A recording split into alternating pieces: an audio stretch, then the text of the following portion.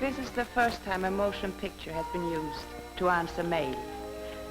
Since I've been here in the United States, I have received many letters from my friends in Sweden, asking one thing: tell us about the Swedes in America. Here's, for instance, one that says, I know that America is a country of many nationalities, but the 2 million Swedes there seem to get along especially well. Why is that? What's there in the life of the country that so appeals to the Swedish character? Well, frankly, I could not answer that, but my own curiosity was aroused.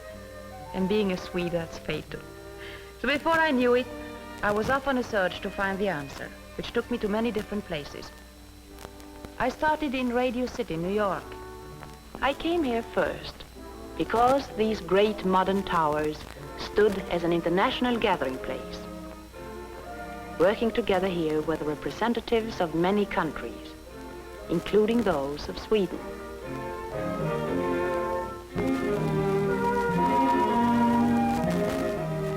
I talked with the people in these shops, with journalists and businessmen from Sweden. I was given an assortment of answers. Down on the skating rink, in the center of these soaring buildings, I found a Swedish-American skating star. Her name was Carrie Lynn. She had one sort of answer: the love of sports, she said. That's what makes the two countries so much alike. Of course, that was true enough. But it was also true that millions of people didn't feel at home in America just because they could skate and ski.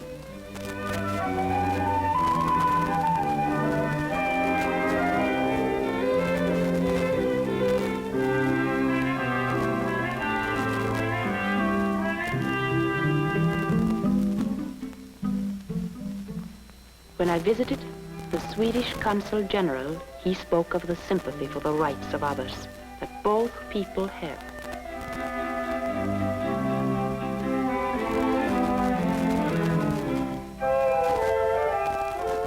It was made very real to him by what he saw recently from his windows. The Swedish-American steamer Gripsholm, one of the few white ships left in the world today, bringing those who had been imprisoned by war back to freedom. Here, among the skyscrapers, I found only a fragment of my answer. Well, I knew that the Swedes had played an important part in the development of this country. So from the modern world, I went to the other extreme, back into history, to the American-Swedish Museum of Philadelphia. In this museum, I found a 400-year-old record of one people's contribution to American life. It started in 1638, when the stout ship Kalmarnyckeln sailed out of Gothenborg harbor, and some 6 months later touched the shores of the Delaware River. Those who came established a colony. From the very names of their villages, it was an echo of the land of their birth: Fort Christina, Fort New Gothenburg.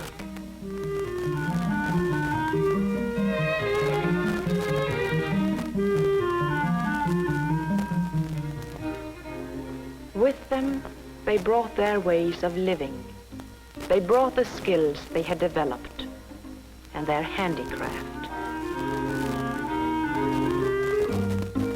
The Swedish influence spread until such men as John Morton and John Hansen became founders of the new republic, signers of the declaration that created the United States of America. And it was another Swede, John Ericsson, who helped preserve these same United States as one country.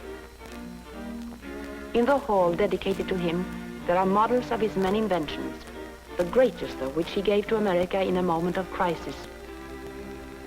At the time of Lincoln, Ericsson brought to the Union fleet the revolving turret that became the historic cheese box on a raft. The triumph of the little Monitor helped turn the tide that ended the Civil War. The principles of that weapon are still in use today.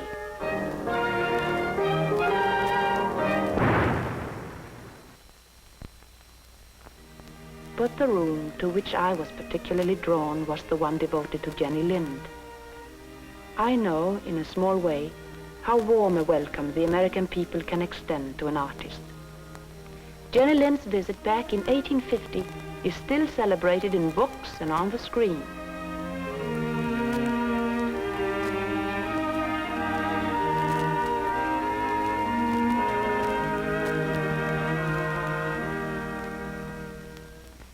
I left that museum with a feeling of pride in the achievements of my countrymen, but no nearer the answer. I had to come back from the history of what people had done to find out what they were doing now. To understand the Swedes in America today, one must know the country they live in. And today, it is a country at war.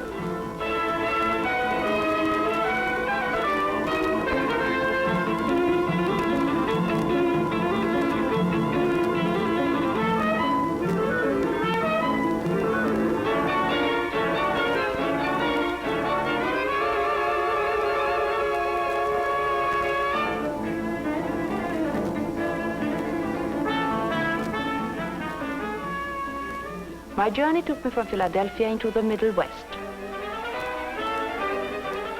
During that trip, I found many people from all the countries in the world working as Americans toward one single end. And among these were the Swedes.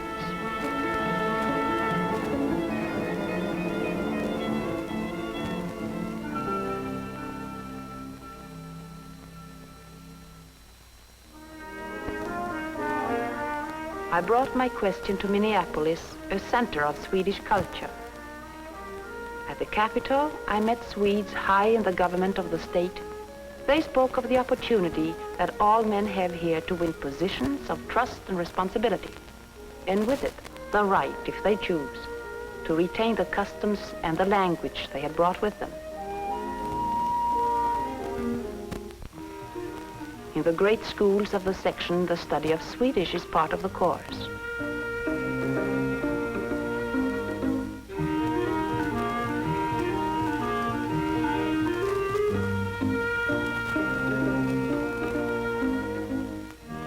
My problem was not one that could be completely solved in a classroom. But here and everywhere I went, I found clues. One significant clue was the very country of the Northwest through which I traveled. 100 years ago, the great Swedish novelist Ingrid Berman described its charm. Here, she said, would the Swede find his clear, romantic lakes, the plains of Skåne, and the valleys of Norrland.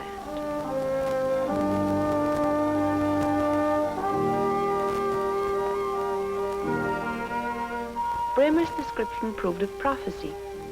The Swedes came and made this country their own.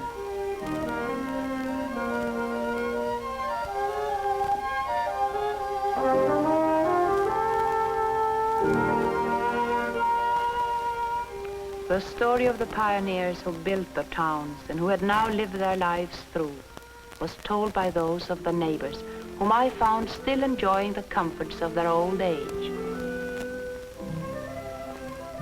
They, too, spoke of the freedom they enjoyed to preserve the traditional ways of their youth. And this freedom holds true not only for the Swedes, but for all the peoples from the many countries of the world who have made America their home.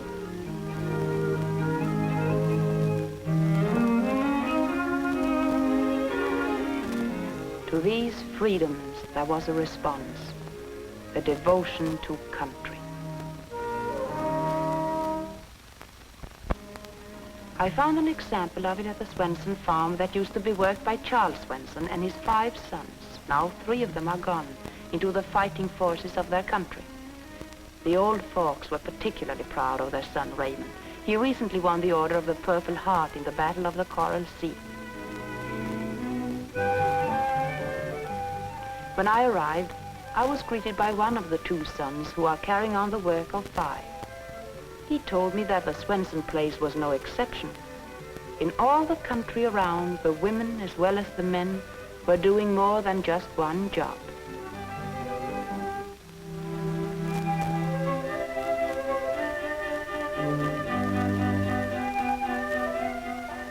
And from what I found, doing just one job was much more than enough.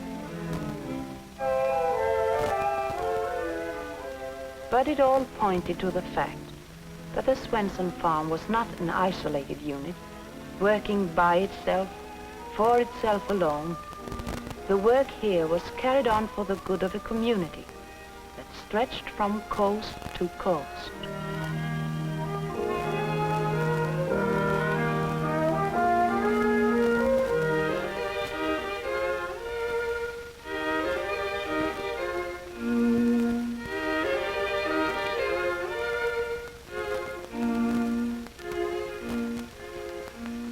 I began to feel that my answer was taking definite shape.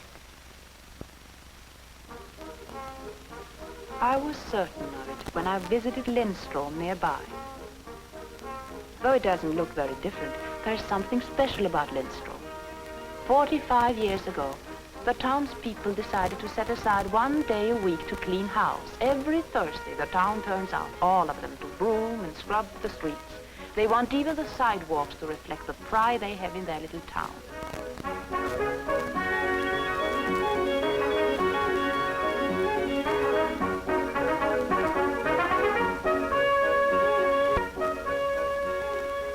It was a Thursday in midwinter when I arrived, and they were clearing away the remnants of the last snowfall.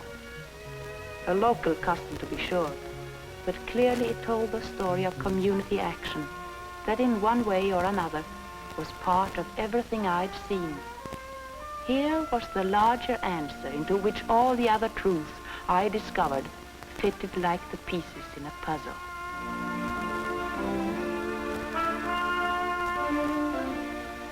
It set me to thinking of what I'd been told by a friend, a great man and a wise one.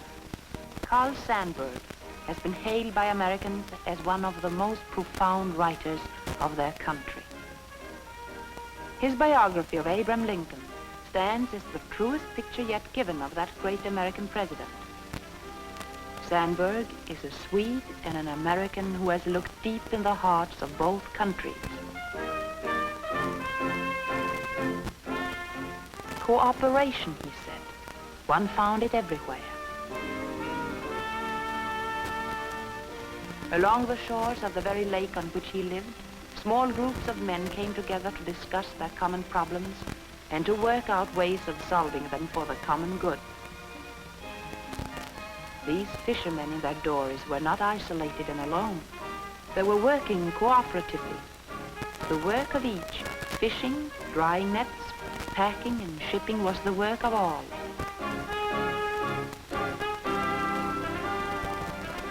Even though these men prided themselves on being strong individualists, they worked devotedly together for the community good. As a pioneer country, America has always been a place where neighbor helps neighbor. That feeling for community is part of every frontier nation. But it was the Swedes who helped to organize that spirit in the modern industrial world of today.